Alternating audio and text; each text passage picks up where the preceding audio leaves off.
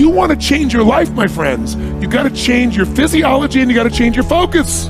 When you're trying to get wealthy, you want to go all in and it not be a bet. You need to know the space so well that you're like, I know for sure this is going to work.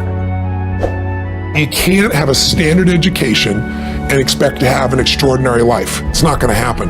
The one breakthrough for all leaders is constant, never-ending improvement. And that means educating yourself and continuing to develop even greater emotional mastery, because that's what affects whether you execute or not. The opportunity for self-education is there. We have to change our psychology from, I'm going to do what everybody else does, and I'm mad because it doesn't work anymore, to the reality is this is the greatest time to be alive if you're growing, you're learning, you're educating, and you're developing valuable skills. So instead of complaining, you got to say, where are the skill sets valued in the marketplace? And how do I work harder on myself than anything else? Because if I become more valuable, then I will be able to give more, do more, and change more. When I interviewed Warren Buffett, I asked the most important investment he ever made in his life. You know what he said it was? I was thinking all the companies he'd done, He said, Tony, go into Dale Carnegie. I said, what? He goes, because by developing myself, that's the most important investment. Those skill sets, learning how to persuade, learning how to speak, learning how to influence, all my ideas would have died on my lips if I hadn't been able to influence, and I learned it from that little course. Most valuable thing I ever did in my life, he said. Think of this for a moment. Do you know that every living soul gets exactly the same amount of time? Exactly the same amount of time. Figure it out. You can manage your activities. Make certain that what you're doing really makes a difference. Make certain that you're spending your time on activities that are productive, that are taking you in the direction of your goal. The traits that make you strange are the gifts that make you special. It's the very things that make you different that make you authentic. And if you don't fit in, I just want to share with you, I've never fit in. And the very nature of anyone who's living a visionary life. There's something inside of us that wants to make things better. We want to be better as people. We want to become more, do more, share more, create more, give more. But it's not quite what really works for us, because we want all these things we think are going to make us happy. We want to grow and contribute. But then what happens is everybody wants a great body, but nobody wants to work out, right?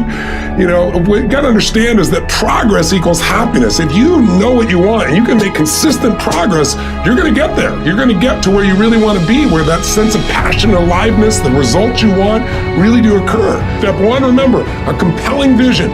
What do you truly want? What excites you? It needs to be specific and measurable, and most importantly, it's got to get your energy going.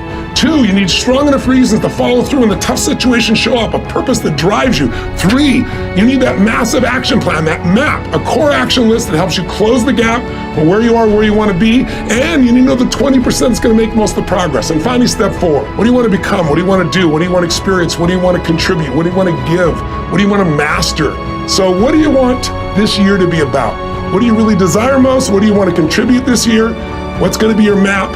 And what are the rituals that are going to make it real? Please, for your benefit, don't just watch this video. Do something right at the end here to get you going and get you some initial momentum. If you take action today, you can get anything changed, but you got to do it while you're in state. And I'm saying that if you know anybody that had some goal, some dream, something they wanted to do, and they did it, then I'm saying that you know in your heart that if someone has done it, then you can do it. It's possible. And that if someone can make their dream become a reality, that it's possible that you can make your dream become reality. And so as you begin to look at where you want to go, beginning to embrace that, it's possible. I'm blessed and highly favored. I've got a lot going for me. I got some good stuff in me. And it's possible that I can bring my greatness out here in the universe. That I can do what I want to do. It's possible I can write my own book. I can have my own business. I can take the trip and travel around the world. It's possible. I can bounce back from adversity and reinvent my life. It's possible.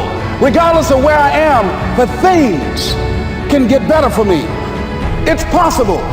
I'm thinking about 2 men right here in Chicago who were fairly successful, similar background, educated. They worked for a corporation for many years, and they were among many people that were laid off. 2 guys who were very good friends. One went out looking for a job for several weeks along with the other one, and they faced disappointment and rejection again and again and again. They couldn't find any work, which is the story of many people across this country. One guy stopped. He became discouraged. He stopped going. He stayed home looking at television, became very argumentative and toxic with his wife, drinking beer, getting on the phone, talking to his other negative, unemployed friends.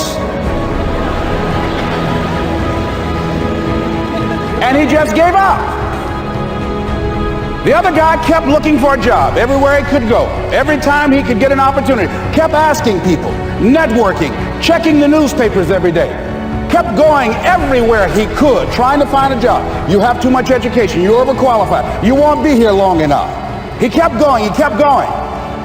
He went to a place and said, look here, I tell you what, if you can't hire me, and I know you can use my talents, abilities, and skills, I don't want to sit home and do nothing. Just let me do some volunteer work. You don't have to give me anything, all right?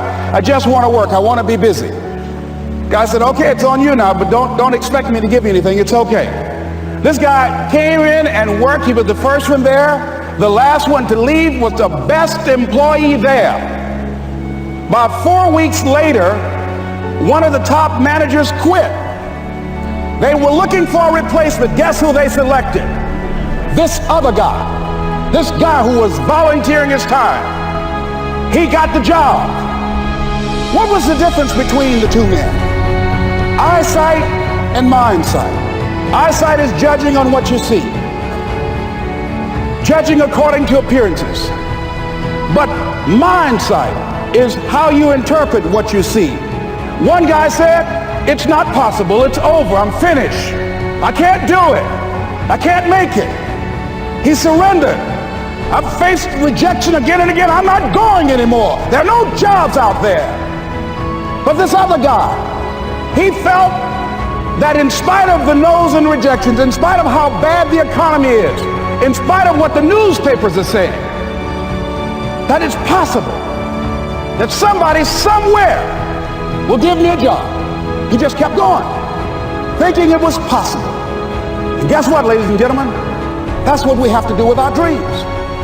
Because things happen to you in life that you can never, ever anticipate.